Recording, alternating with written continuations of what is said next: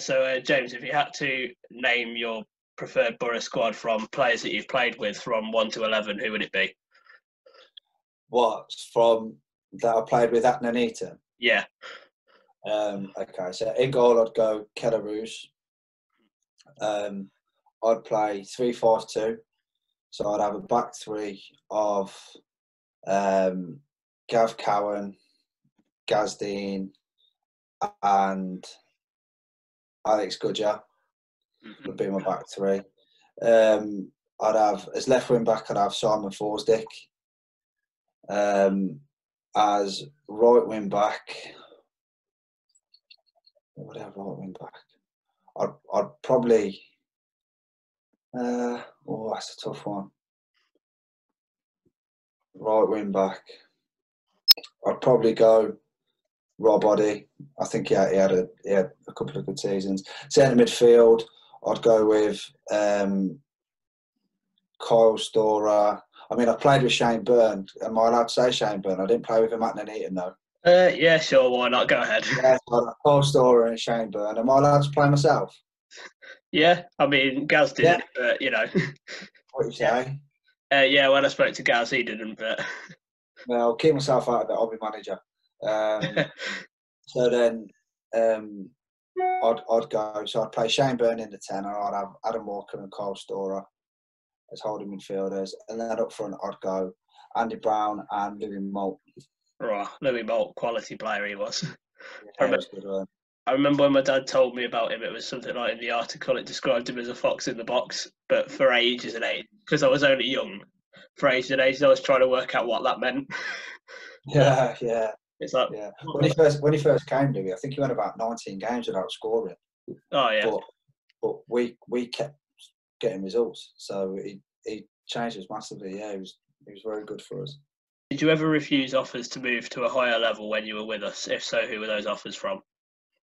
No, I did when I left. I got offers from Torquay and Kidderminster, and they were both full-time offers. But I know there was interest when I was probably a lot younger, when I was about 19, and now about 18, 19. But nothing ever materialised of it. No, so I never really did get any offers like that, really. So, what was it like to be released from Coventry at a young age? What was it like to what? Be released from Cov.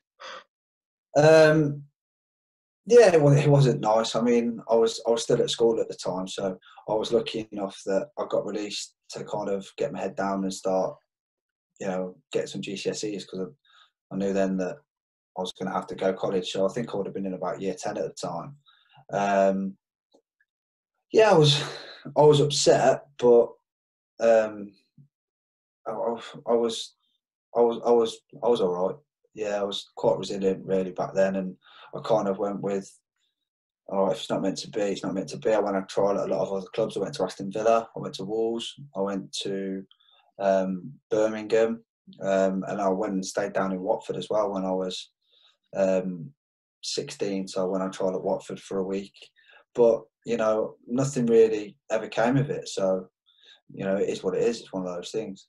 What do you think it is about Kev Wilkin that makes players such as yourself and Gaz Dean so loyal to him? He's fair. So he's really fair with the players, and he's always had a knack of putting a team together that of good lads that you actually want to be around, and you don't mind going into training because when you go there you're going to have a laugh with your mates. And I think that's what was so special with the team, that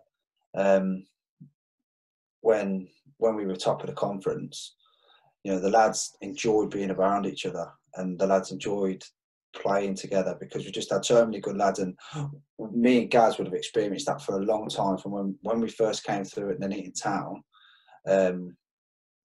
Back in what would it have been, 2007, I think it was.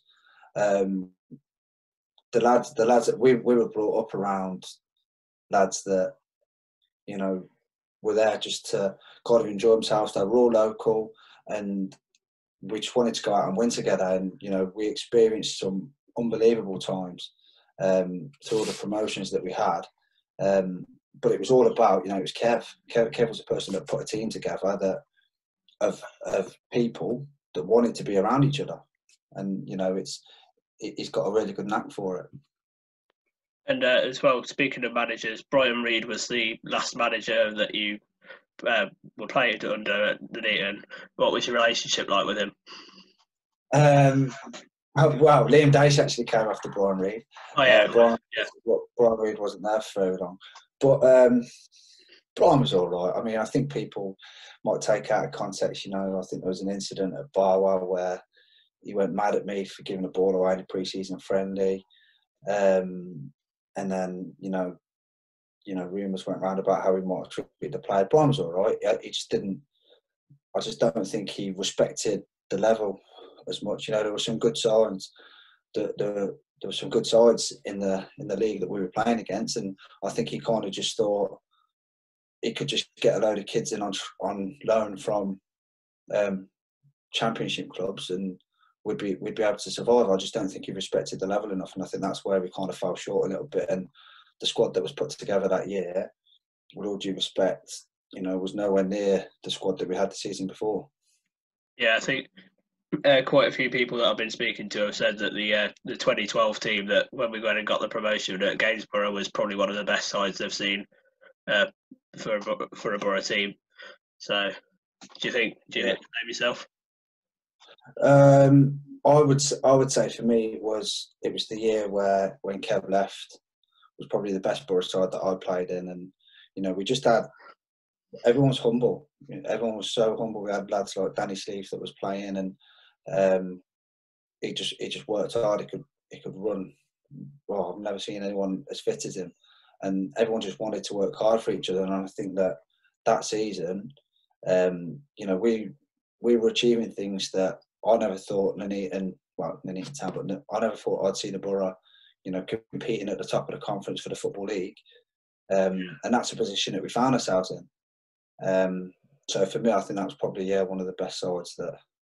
Yeah, I think was that the season that we went something like 9 unbeaten and we're top, and we had something like a better run than Tottenham. I think I remember. We were top of the league, and then kind of fizzled out towards the end of the season. You've left the Boro for coming up 5 years now, I think. What have you been up to since that time? So obviously I left and I went to Solihull. I think a lot of people thought that the lads that left literally went to Solihull for money. That wasn't the case, and I sat down with Kevin Wilson in that summer, and the first thing he said to me, I walked in, and he went, "Oh, you're right, Gaz?" And I was like, "Oh no, I'm Jimmy." And he was like, "Oh yeah, Jimmy, yeah, sorry. Well, yeah, didn't score enough goals last year." And I was like, "Okay." And he went, "Money's going to be a problem." And I was like, "Okay." He went, "But let's not make it about money. Yeah, I watched a couple of the games. You didn't seem that great.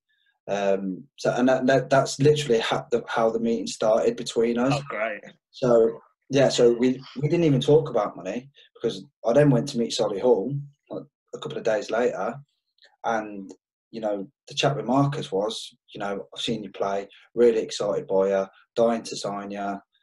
I was talking to a manager that wanted me to be part of his club, and then I was at Nuneaton. I was talking to a manager that he wanted his own team. He wanted to bring his own squad in. He wanted his own players, and he didn't see. I rang him, and I was like, I rang him and said, "All right, Kev, look, I think I need a new challenge." He went, "No worries, Jimmy. All right, mate. See you in a bit, bye." Hung up on me, and that was it. Oh.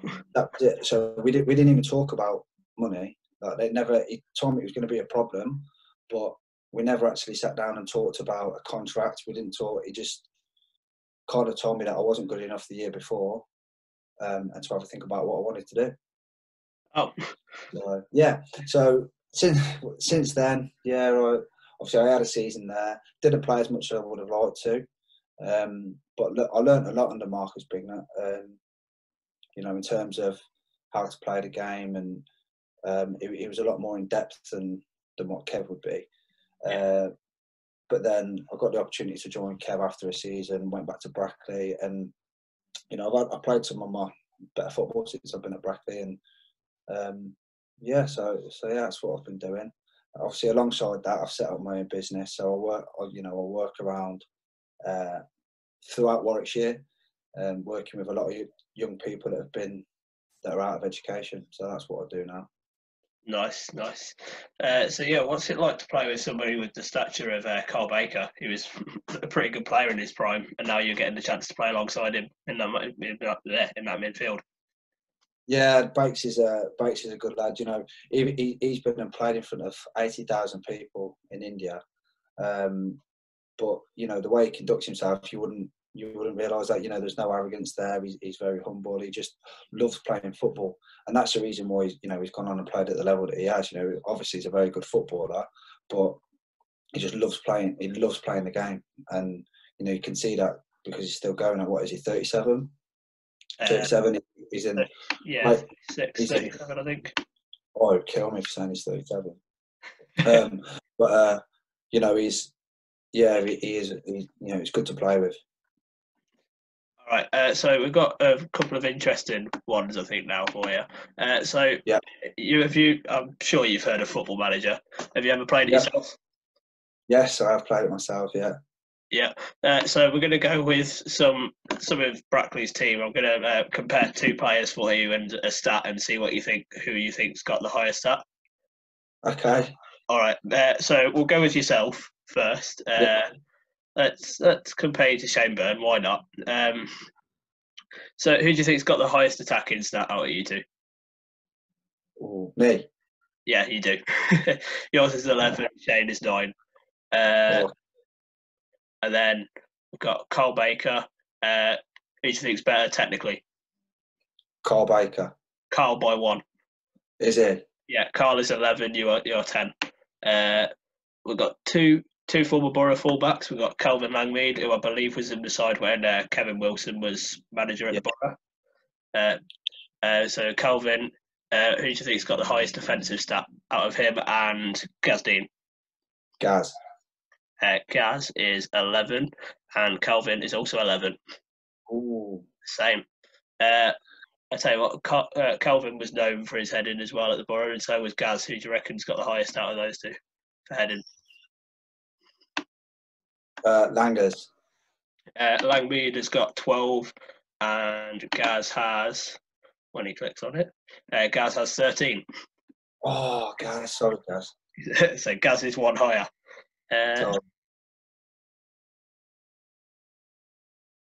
Is there ever a chance that you'd come back to the Boro? I'd love to at some point. Yeah. Yeah, if you were given the chance. Yeah, definitely. I have still got a year left on my contract at Brackley. But yeah, never say never. I do miss playing for my hometown club. I do still live in Nuneaton. So never say never, but it is something that I do want to do before I retire. Yeah. Yeah, put a good word in for you for Jimmy. And just finally, of course, I don't know if you saw, but we had we were going to have the testimonial for Richie Norman this year later this month. What are your thoughts on Richie? Sure, he told you something. I love Richie. Got loads of time for Richie. I just think that he's an absolute legend, and in his prime, of all the players that I played with, I reckon none of us would have been able to have laced his boots, really. He's the top guy. He is a top guy, and I definitely would have been there. Definitely would have been there. Right. Cheers, Jimmy. It's been good talking to you. Top man. Good luck if your season continues, good luck for the rest of the season. Cheers, mate. You take care. Cheers.